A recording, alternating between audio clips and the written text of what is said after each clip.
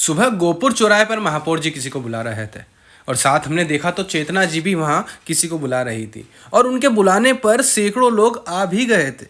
नज़ारा है गोपुर चौराहे का, जहाँ पर योग दिवस के उपलक्ष्य में एक विशेष आयोजन किया गया, योग मित्र, योग विथ मेयर, जहाँ पर हज़ारों की संख्या में महिलाएं, युवा और पुरुष एकत्रित हुए।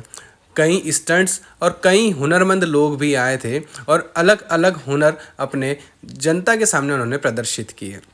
देखने वालों की भीड़ लग गई थी। इसी के साथ में महापौर जी ने भी योग शुरू किया और साथ में पार्षदगण और कई बड़े नेता थे।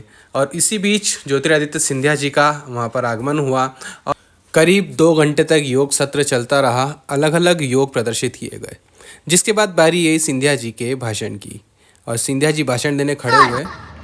मध्य प्रदेश का गौरव इंदौर, देश का गौरव इंदौर।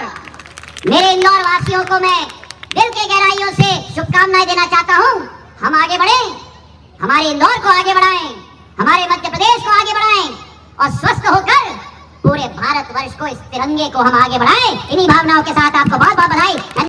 भाषण के बाद आगमन होता है अदा जी का। मुझे अभी भी समझ नहीं आया वो मुझे देखकर शर्माई क्यों थी। चलो वो सब छोड़ो। उसके बाद मंच पर गए महापौर जी और मंत्री जी ने अदा जी का स्वागत किया।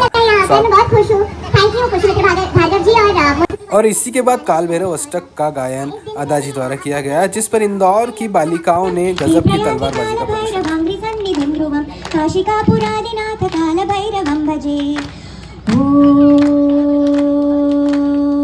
और इसके बाद बारी थी अदा जी के हुनर को देखने की। जैसा कि आपको पता है अदा जी शस्त्र कला से भी सुसज्जित है, तो उन्होंने लाठी से अपनी कला का प्रदर्शन किया। उनकी कला को देखकर सभी की जुबान पर बस एक ही शब्द था कि इस बार अनंत चतुर्दशी पर अदा जी को भी इंदौर बुलाया जाए।